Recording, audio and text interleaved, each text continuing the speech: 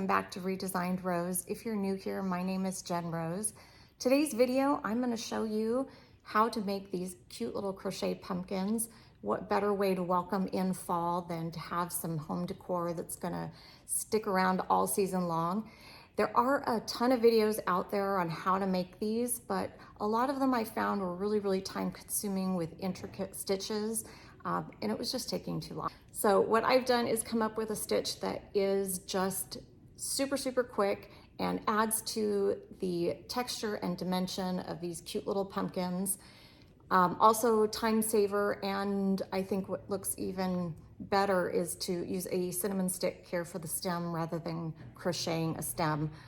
Makes it look just much more modern and helps blend into the decor. So if you want to learn how to make these, stick around. They're beginner friendly. You can do this. Let's get started. Okay, in today's tutorial, I am using this Re-Spun yarn. This is made by Lion Brand, and it is 100% recycled polyester, which is fantastic. I originally bought this because I fell in love with this color. This is called Olive Branch, and I started making a blanket with it because why wouldn't we? And I did notice that there is quite a bit of shedding with this yarn that you can see here. So when I wear something like black, it doesn't look very black by the time I'm done working with this. However, went ahead and decided I'm not going to give up. I'm not going to throw this out. I'm gonna go ahead and come up with something.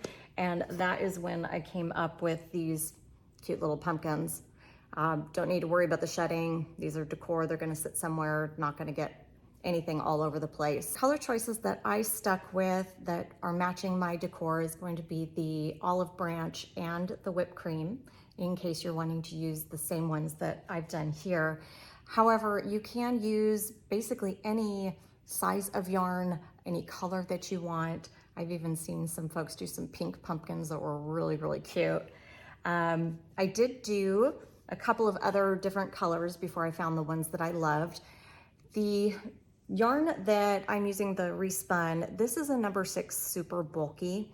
I highly recommend that, or if you're going to use a smaller size yarn like this one I did a number 4, but because it was so much thinner, I went ahead and doubled it up and did 2 colors just for fun, because why not?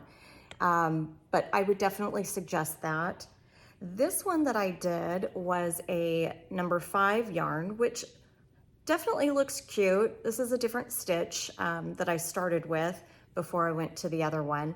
But the problem with that, see if I can turn this way, and you can see a lot of that polyfill in there is showing through the stitches, and I wasn't super thrilled with that. So that is why I went ahead and decided on the number 6. I went down a size hook than it does recommend with my crochet hook, and just kept it at 1 strand. Don't have to double up. Cinnamon stick, make the house smell good. I love it. Now, in the tutorial, I'm going to show you guys how to make this small pumpkin, but in the description below, I'm going to go ahead and put how many to chain on and how many rows to do for a medium as well as a large, because if you're wanting to do a stackable pumpkin, which is super modern and trendy right now. So this one here would be the large. And the only difference that I did with this is I closed in the center instead of leaving a hole for the cinnamon stick. And reason why we're doing that is, of course, so that we can stack those on. Or you can go ahead and just do the little standalone pumpkins. I did a couple of extra of these. So size options are endless, color options are endless, but there's one more little creative tweak that I want to share with you. So for this particular pumpkin with the polyfill, I ended up not filling it quite as tight as I did with, say, this pumpkin here. This one sits up nice and tall. It does not have these beautiful ridges that you see in this one. I just really liked these. So I filled it less so that I could create these be a little bit more pronounced, especially because I was gonna put something stacked on top. And I just think that from a side view, that just adds a little bit more to the pumpkin and makes it look a little bit more like a pumpkin on the bottom, and that doesn't get lost when it's being stacked on top of. But when you are doing the pattern and say you want to adjust to a different size, if you want a taller pumpkin, basically all you're going to do is you're going to chain less and do more rows. If you would like a pumpkin that is a little flatter like this one, you're going to do more on your chain and less rows high. So without further ado, let's get started. I'm so excited to show you guys just how quick and easy these are to make. We are going to do, as I mentioned, a tutorial on the small size pumpkin today, just to keep the video short and sweet. But like I mentioned, I will put in the description below the number of chains and rows for the medium-sized pumpkin as well as the large one. A couple of items that we do need to go over. This is everything that you need, as well as the Polyfill, which I don't have on camera here. It's a giant bag. But any Polyfill, cheaper the better. Prices do range. Make sure you do get it on sale. But we're definitely going to need yarn of our choice. And I did recommend, as mentioned, the number 6 super bulky. It just made this go easier and quicker. However, feel free to use any size yarn that you like. And as I mentioned before, just go down one size in the crochet hook that your size yarn recommends. Just again, to make everything nice and tight. So we are going to need our yarn, cinnamon sticks for the stem, scissors for trimming our yarn. We will need a tapestry needle, and again, because of that bulky size yarn, I'm getting one that's got quite a good space in there that's going to be able to fit that yarn through fairly easily. And I did go down to a 5.5 millimeter crochet hook, and that is all we're going to need. All right, so with all of our projects, we're going to go ahead and start with a slip knot.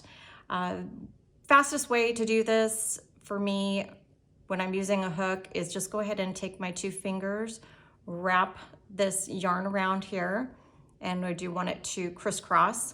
I'm going to hang on to that there. And what I'm going to do is go underneath this first yarn and grab onto this one that I crossed over the top. And if I pull that up and through and my fingers out at the same time, that's going to go ahead and create that slip knot that I can adjust onto my hook. And I want that to be fairly loose, not too loose. I don't want it to have too much of a space or gap in there. So I do want to kind of pull that up pretty close, but not to where it's too tight. What we're going to do is go ahead and chain on 21. This pattern is best worked in even numbers. So again, any size length of chain, you want to do even numbers and then add 1 at the end. So we're going to do 20 for the even number and add 1 more for that 21. And all we'll do is just take our hook here.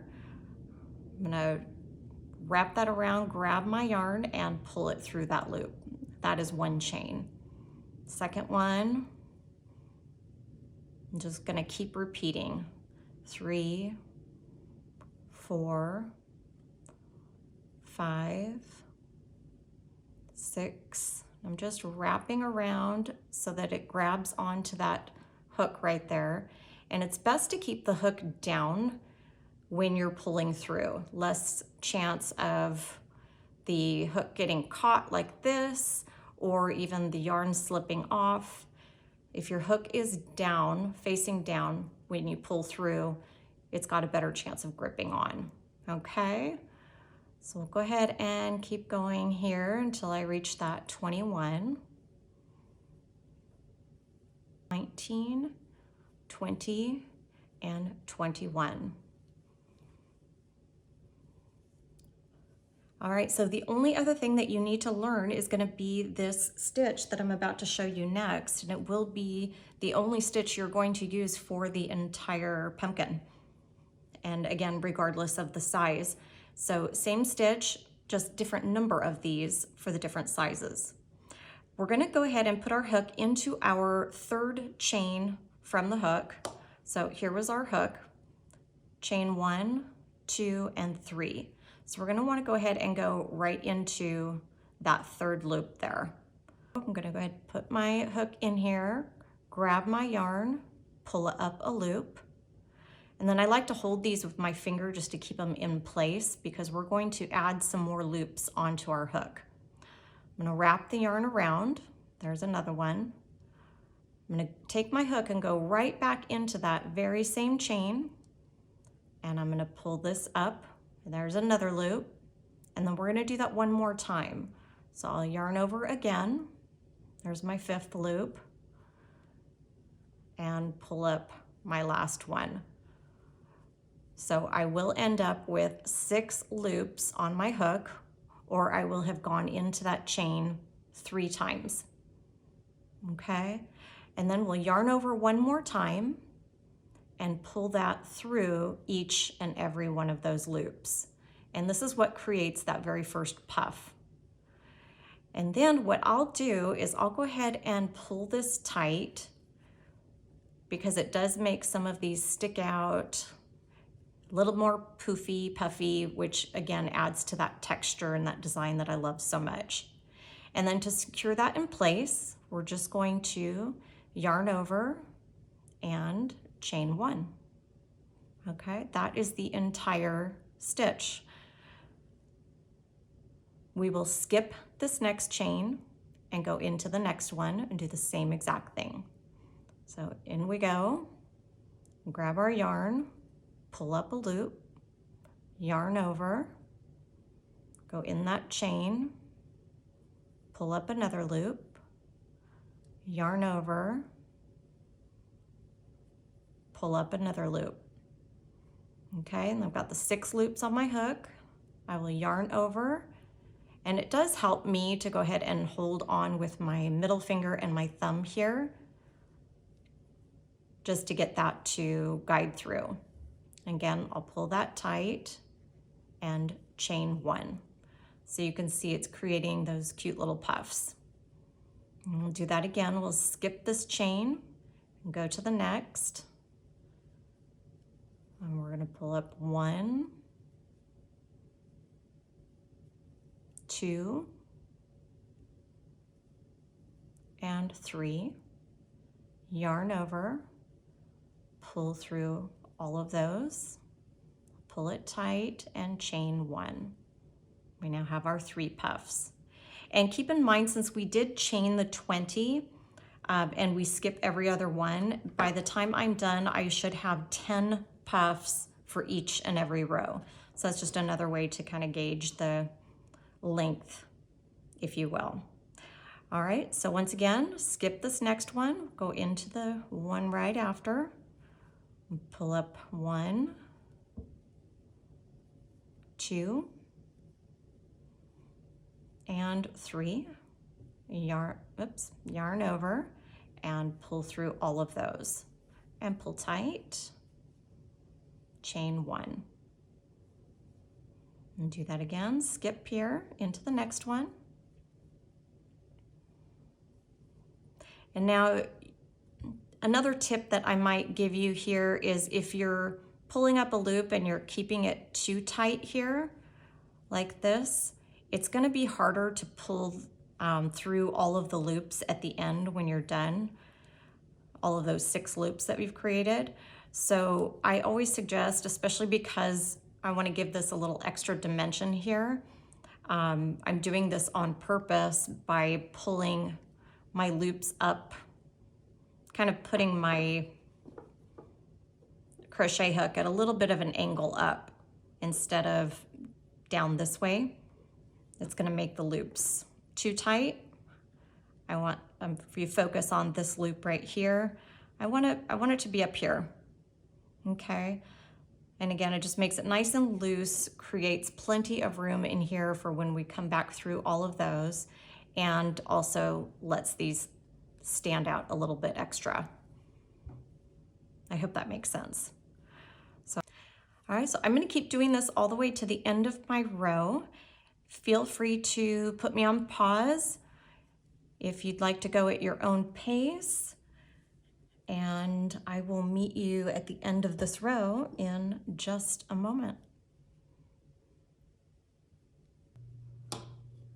Okay, when you get to the end, you should have 2 more chains left. And again, we're gonna skip this last one and we are gonna put a puff into this first chain or our slip knot that we made. It does count, we are gonna use it. So you'll always wanna make sure you're ending each row with a puff.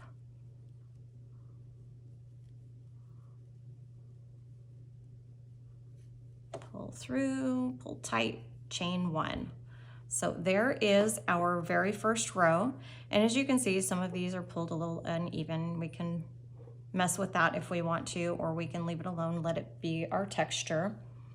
And we are ready to start our second row.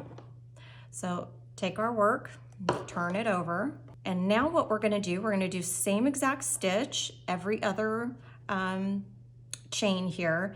And instead of having just these little V loops to go into like we did on our first row here, what we're gonna do is we're gonna look for our puff, and there's a space just to the left of each one of these puffs. Point with my hook here. So if I grab onto this puff and pull it over, there is where I'm gonna go in for my first puff on this row. Here's the next puff. I'm gonna pull that and I'm gonna go to the left of this one. Move my hand so you can see here. All right, I'll go to the left of this one, all the way down. So you're just gonna go into that space, okay, which is the chain that we skipped on that first row. I'm gonna get my hook back in here, show you what that looks like. So once again, right in here, pull up 1, 2, and 3. Okay, we're gonna go to the next puff, left of that, 1, 2, and 3. I'm gonna do one more and then I wanna talk about what's happening here. 1, 2, 3, yarn over, pull through all of those.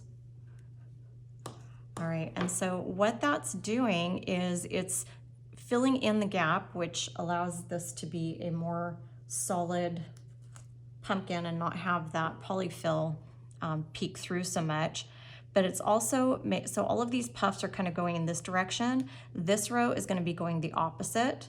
And then we go to the third row, they're gonna go back this way. So they'll continually crisscross as you work your rows up. Again, just helps fill in the spaces, gives that texture and design, and is just incredibly cute, which is why I'm also making a blanket in this pattern, by the way, because we should. All right, so again, to the left of the puff, I'm just gonna do the same exact thing.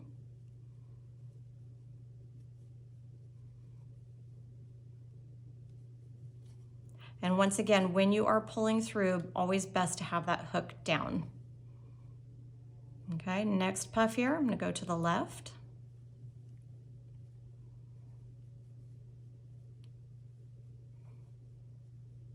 And so as you can see, my hook is up. I'm gonna go ahead and turn that down while I pull through. Get some more yarn going here. All right, I'm gonna go ahead and go down this row as well, and then we will start our third row together.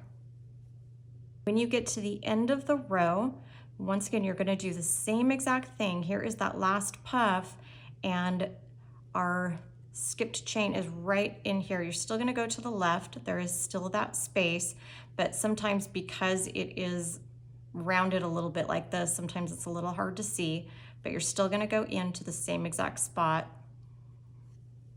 And like I said, you'll end each row with a puff.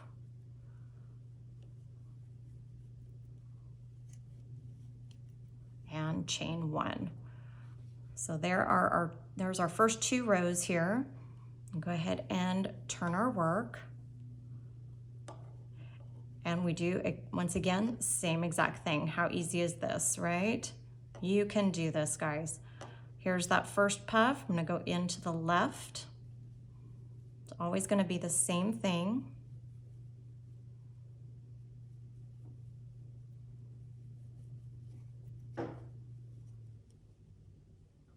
So I just wanted to show you real quick just how cute this is.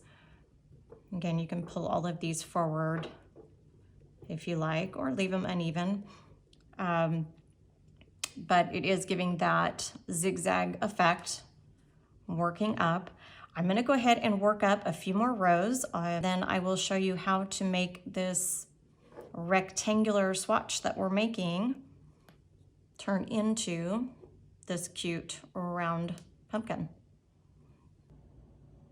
All right, so I did go ahead and work up 10 rows on the small pumpkin. I also went ahead and worked up the medium size as well as the large size. And again, in the description below, I will leave the number of chain and rows for each one of these sizes. And now we are ready to turn these into these cute little pumpkins. When you get to the end of your rows for each one of these sizes, you do want to leave yourself quite a bit of yarn. And this is not only going to stitch everything together, but it's also going to leave enough for these cute little ridges in whichever color you like.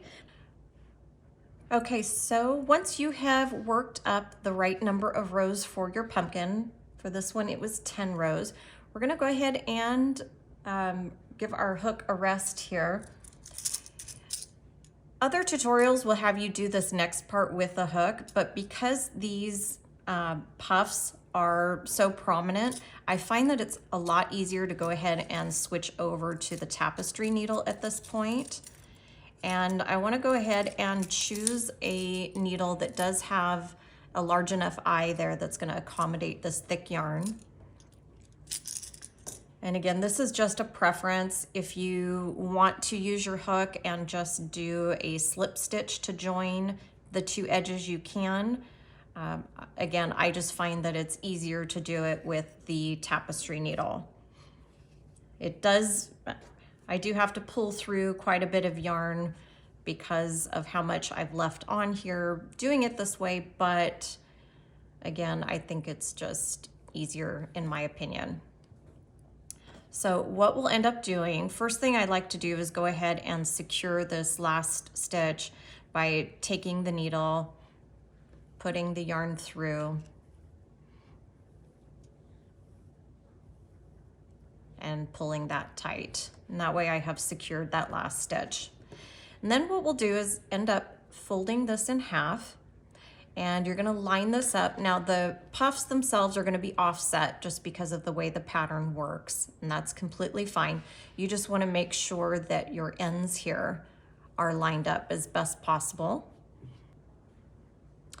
All right, so you'll have your tail on one side, and we're gonna leave that there because we'll actually tie the end of this yarn to this one when we get to the end, just to extra security. So don't panic, you don't have to know how to sew to do this. The only thing you're gonna do is just take your needle here and find a spot. You wanna get as close to the edge as you can on each one, on each side here, and we're just gonna pull this through. And this is just gonna join the two edges together, okay? Then I'm gonna come over on this side again, find another spot to go through, pull that through, and it's just creating this security right there to join those through. We're just gonna do this all the way down. Nice and easy. Next spot, I want it to be fairly close together. And that way, again, it doesn't leave any room for any of that polyfill to come through or any holes. So you can see I'm placing those about, half an inch to an inch apart.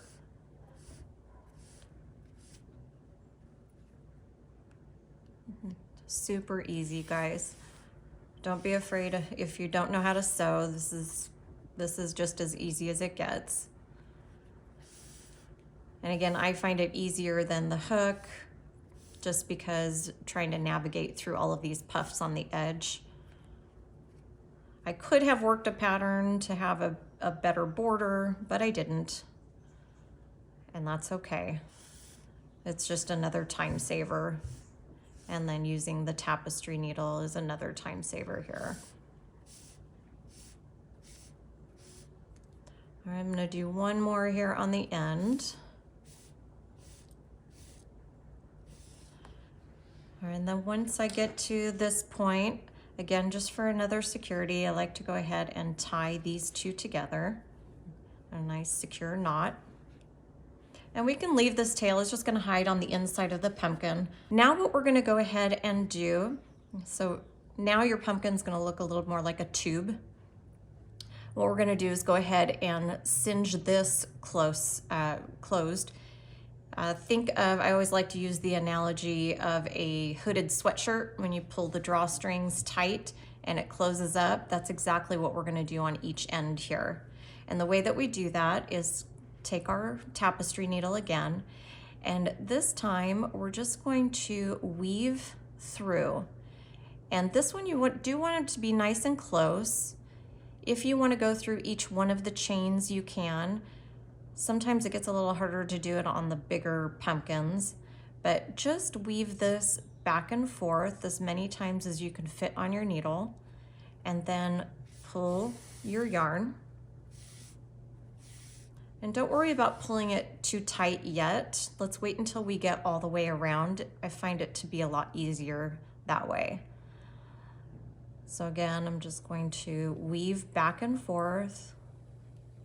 Super easy, as many times as I can fit on my needle. And then I'm gonna pull that yarn through.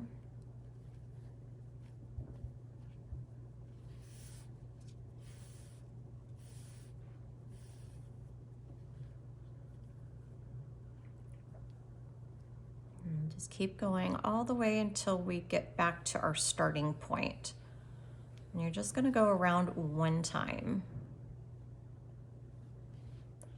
And we are back at, this is the other reason why I do like to leave that tail on, is it does identify my starting point, so it helps when I get back around.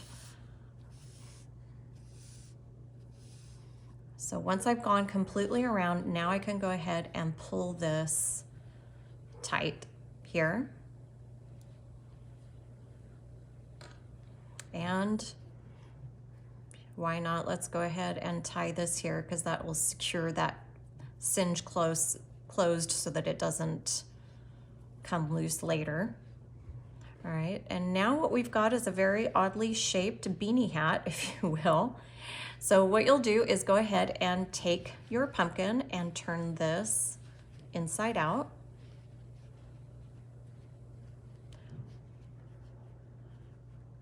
And then what we'll do is go ahead and put some polyfill in here, and then we're gonna close this tight, just like we did on the bottom, and then we'll do those ridges to make it look like a pumpkin. So here is the polyfill. I do try to leave this portion of the yarn that I'm using in the center, so what I'll do is put the polyfill around it. Don't overthink it though. It's not a giant ordeal if it's off-centered. And I'm not gonna put too much. I don't wanna fill this completely tight because I do want this to be a little flatter with those ridges. So filling it about 3/4 of the way is what's gonna be best for this one. Now what I'll do is go ahead and I'm gonna pick a spot. Doesn't matter where you start. And I'm going to weave back and forth just like we did on the bottom. And start pulling that yarn through. And again, I don't have to pull it all the way tight yet. I'll wait until I get all the way back around. And just go back and forth. As close together as I can.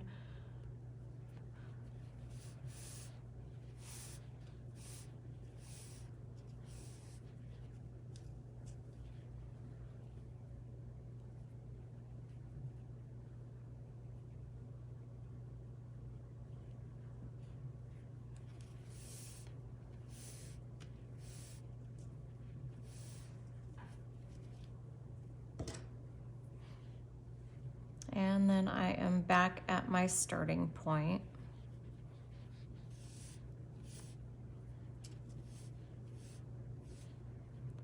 So I will go ahead and pull that nice and tight. And what I like to do right here is go ahead and take your needle and just find a spot to go back through.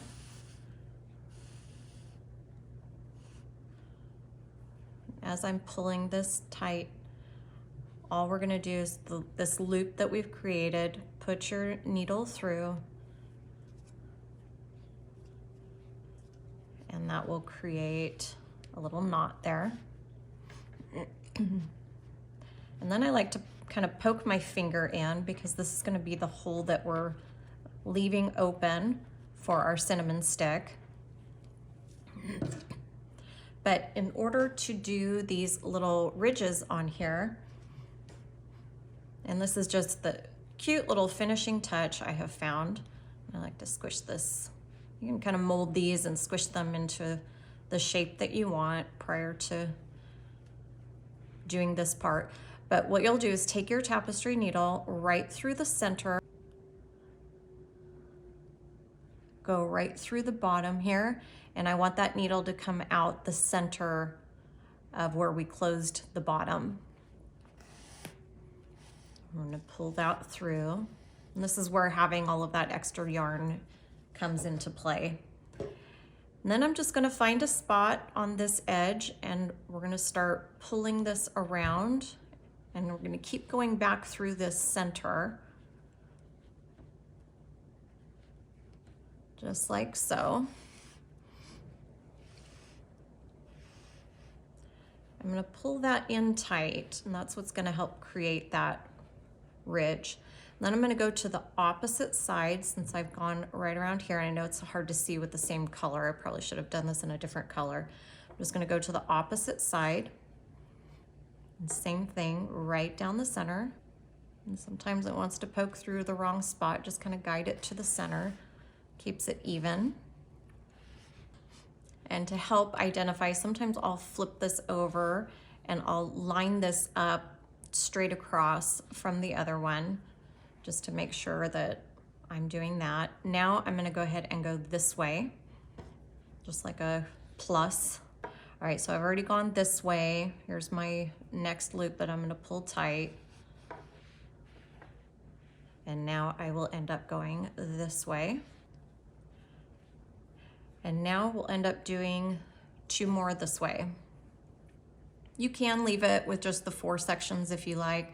I just think it makes it look a little more realistic, creating the 8 sections.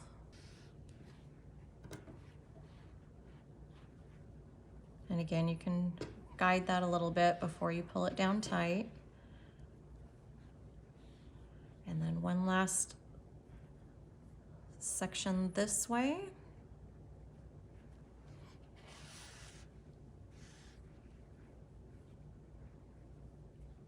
And just guide that in. And one more across opposite. And you can kind of play with some of these poofs. Like I said, you can pull those strands out a little bit just to give that extra texture.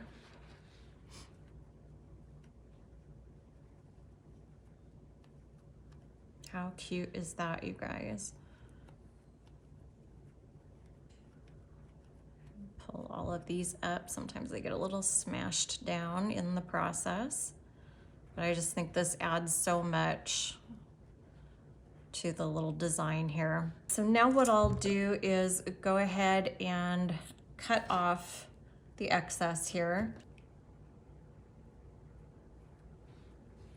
And then I'm just gonna pick a strand to do another knot. Just put that through. My needle through, and that will secure that in. And then just for fun, I like to just kind of weave in a little bit of that tail before I trim the rest off. Just weave that in a few times. I'm going to cut off that very last one. So this is the bottom of the pumpkin. Here is the top. We do have that little hole. Then I will grab one of my cinnamon sticks here. And again, I do highly suggest putting the a little bit of hot glue right around the edge. You can grab some yarn of the same color or a corresponding color like I'm doing here. And then after that hot glue has dried, I usually like to press this down around, or even maybe even before it's dried, because that'll help secure this bow on here as well. And just tie that cute little bow on. Give it a little extra something. And you have made your cute little pumpkin. So much fun, you guys, so easy. And like I said, these are great not only for the month of Halloween, but all the way through even Thanksgiving and Christmas. They're just such a nice little neutral decor that they can stay up all season long. So have fun with it. I hope that this was helpful. I hope that you guys are all making some little pumpkins real soon. Again, I would love it if you would like, share, subscribe if you did find this helpful today. And as always, feel free to message me if you have any questions. Send photos of your finished pumpkins. I always love to see your finished work. Some of you have been so generous to share your work with me. And let's have some fun decorating for the season.